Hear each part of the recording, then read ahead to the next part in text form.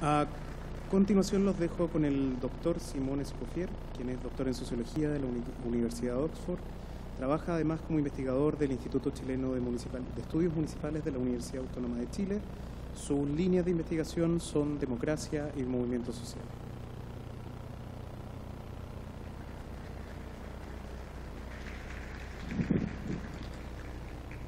Buenas tardes ya. ¿Quiénes de ustedes nació entre el 85 y el 2003? Ya, yo diría que es una mayoría.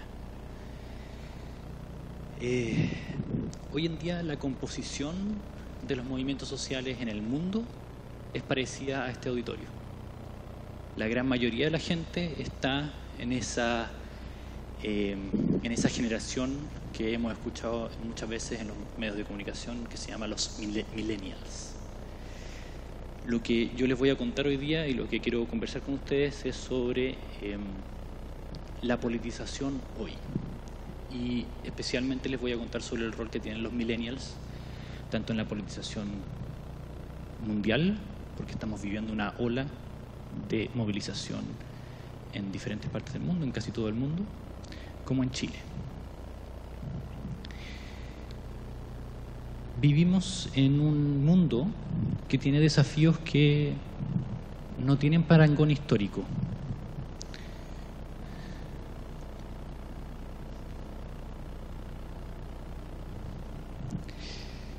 Entonces tenemos desafíos que son locales y que son globales. Estos son desafíos como una creciente desigualdad en el mundo. Latinoamérica ha disminuido lentamente su desigualdad, pero el resto del mundo aumenta su desigualdad en los últimos 20 años. Además, el trabajo es crecientemente precario en el mundo. Además, también sabemos que vivimos una crisis ambiental de proporciones poco mesurables para nosotros. Y entonces el resultado de eso es que tenemos protestas de gran envergadura y muy sostenibles en el tiempo en muchas partes. Actualmente hay protestas en Sudán, en Hong Kong, en Francia, en Inglaterra, en Ecuador, en Bolivia, en Chile, en Estados Unidos, en diferentes partes. Sabemos también que las protestas de hoy en día se difunden, es lo que los teóricos de movimientos sociales llaman difusión de la protesta. Eso es que hay significados, tácticas y otras cosas que se traspasan de un movimiento a otro. Entonces, por ejemplo, la performance de las tesis llegó a más de 50 países en el mundo. Entonces estamos viviendo lo que se llama una ola de protesta. Las protestas son así como el mar, así como las olas, ¿no? Van y vienen, por así decir. Entonces, frente a estos desafíos y frente a estas protestas, usualmente nos damos cuenta que incluso nuestras instituciones políticas, las instituciones que hemos creado, tales como el Estado, los partidos políticos, los gobiernos, están en problemas para lidiar con estos desafíos importantes que tenemos y por lo tanto nos estamos dando cuenta que involucrarnos públicamente es esencial para promover, ayudar a que los cambios que se necesitan funcionen y sucedan. Mi trabajo hace casi una década ya es sobre por qué se produce eso. O sea, por qué alguien que usualmente vive en la vida privada y no se involucra en problemas públicos, lo hace. ¿Ya? Y entonces lo que yo estudio es la politización. ¿Qué es la politización? El proceso por el que nos involucramos políticamente o públicamente. ¿Ya? Y les pongo ahí a Greta porque creo que ella es un ejemplo súper claro de lo que es la politización hoy en día.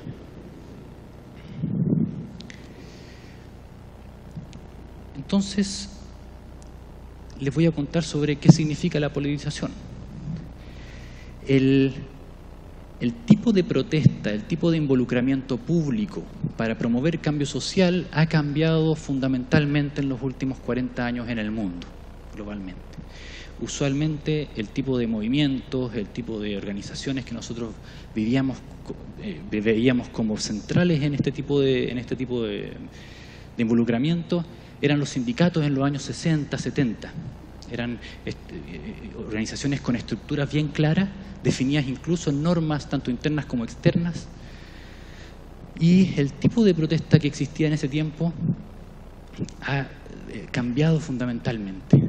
Actualmente, más bien, los movimientos que solían ser en ese periodo movimientos como de redistribución han cambiado a ser movimientos que defienden el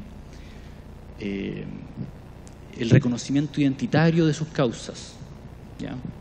Y entonces tenemos movimientos como, por ejemplo, el Black Lives Matter, ¿ya? Que es un movimiento, digamos, de la población negra en Estados Unidos que se defiende contra los abusos policiales. Y entonces en este tipo de movimientos, estos son también movimientos identitarios, en este tipo de movimientos los millennials, como la gran mayoría de ustedes, tienen un rol fundamental, principal, ¿ya? Los millennials son una generación además bastante especial, porque son la primera generación que es nativa digitalmente, que creció con Internet y que tiene acceso a las redes sociales no solamente para comunicarse, sino que usan las redes sociales para un montón de otras cosas al mismo tiempo. Entonces, además, esta es una generación que globalmente está bastante frustrada con la precarización del trabajo.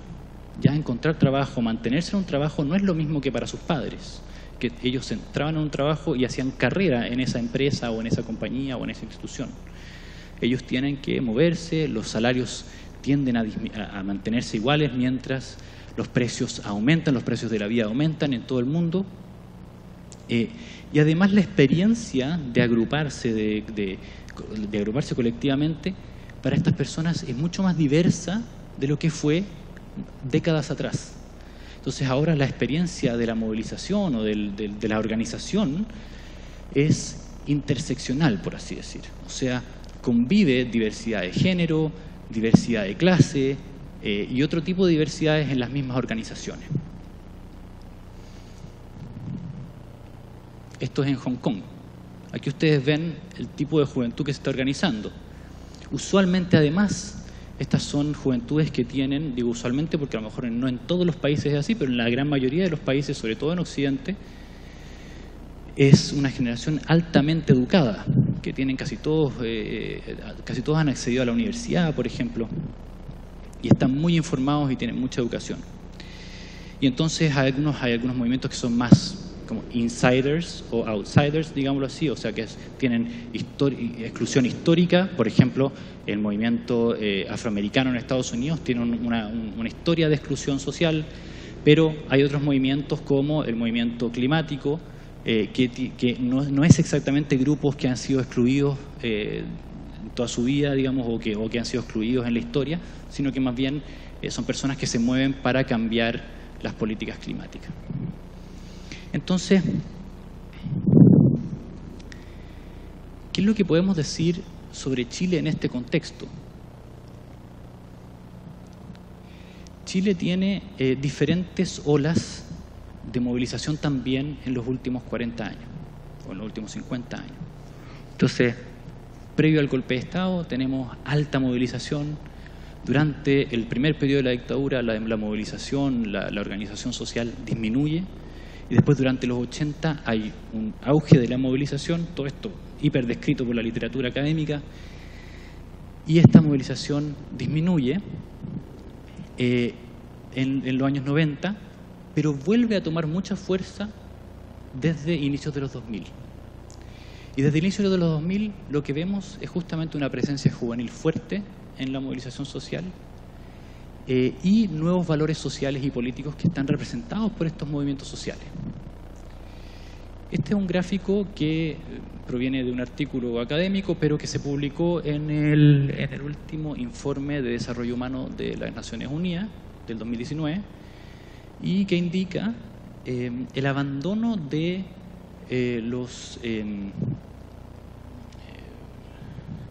el abandono del estigma de género, ¿ya?, en la población.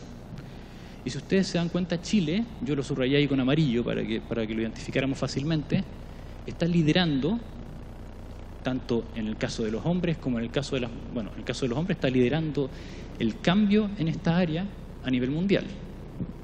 O sea, somos el país más progresista en términos de género en los últimos 15 años a nivel mundial, en los valores, digamos, de la población.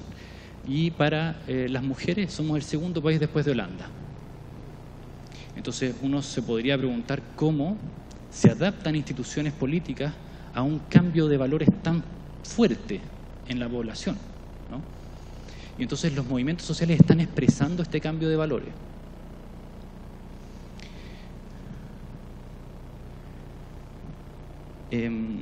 La movilización social en Chile tiene ya una historia bastante fuerte de los últimos 15 años, desde esta nueva ola de movilización que yo les decía, de los años, o sea, desde inicios de los 2000, que es particular tanto en el mundo como en América Latina.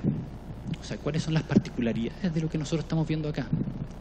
Uno, que hay una importancia, o sea, la organización social le da mucha importancia y por lo tanto la gente se incorpora a organizaciones sociales que son más autónomas, que privilegian las tácticas informales y por lo tanto no necesariamente amigables de la institucionalidad, y que también tienen formas de liderazgo más bien horizontal.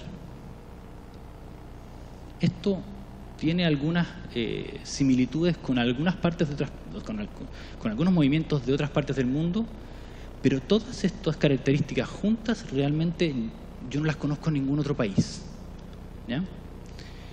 Sobre todo porque los movimientos sociales que nosotros conocíamos durante los 60, 70, que vivían de la mano de los partidos políticos, actualmente los movimientos han ido dejando de lado a los partidos políticos y a otras instituciones políticas, y entonces lo que termina pasando es que los movimientos, al organizarse, al actuar juntos, digamos, los activistas o las personas que se involucran en esto, tienden a aislarse políticamente.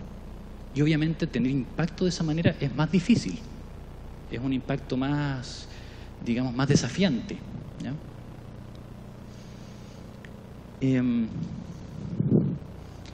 ¿Y cuál es el resultado de esto? Y esto está extremadamente documentado académicamente. El resultado de esto es que la movilización social tiende a la deslegitimación de las instituciones políticas. Y eso promueve, obviamente, un poco más de radicalismo y también desconfianza. Esto es lo que nosotros vivíamos hasta hace 6 meses. Y obviamente no puedo dejar de referirme al estallido social, aunque sea brevemente. ¿Cuáles son las características que yo veo, o más bien, yo identificaría 2 impactos fundamentales del estallido en la politización de las personas que participan en movimientos que buscan el cambio social? El primer impacto es el uso del pasado recurrente que se ha expandido como una forma de motivar la movilización en el presente.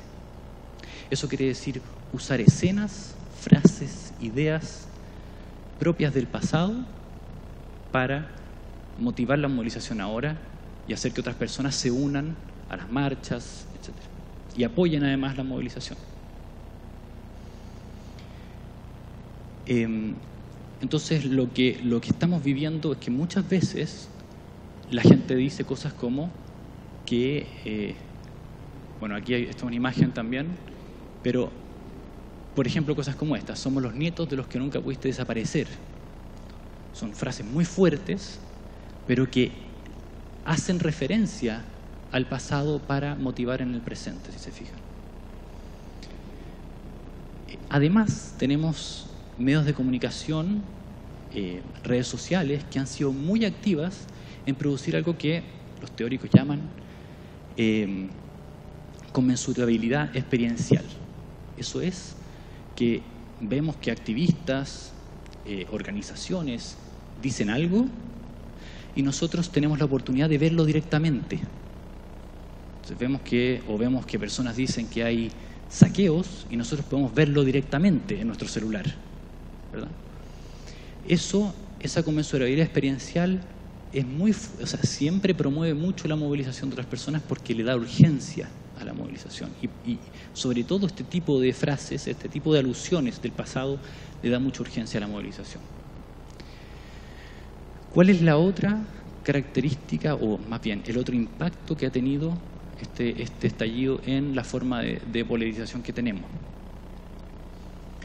Es algo que yo llamo la descentralización del protagonismo, ¿ya? Usualmente conocemos organizaciones, incluso organizaciones estudiantiles, por ejemplo, o las típicas organizaciones más bien, qué sé yo, barriales, que tienen una directiva, un presidente, o en el caso de las organizaciones estudiantiles, una vocera o un vocero. Pero este tipo de descentralización del liderazgo consiste en que las personas se incorporan en organizaciones que más bien les dan el liderazgo a cada uno por sí mismo individualmente, que empoderan a cada uno de los activistas o a cada uno de los participantes. Y entonces eso hace que no haya una coordinación clara entre manifestantes y que grupos digamos, relativamente aislados tiendan a movilizarse e implementar iniciativas autónomamente. Y entonces eso, digamos, entusiasma más a las personas que la forma tradicional de movilización antigua, que era más bien jerárquica. Y bueno, eso es mi presentación.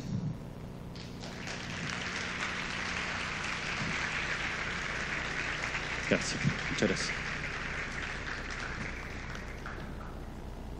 Me quedo aquí entonces.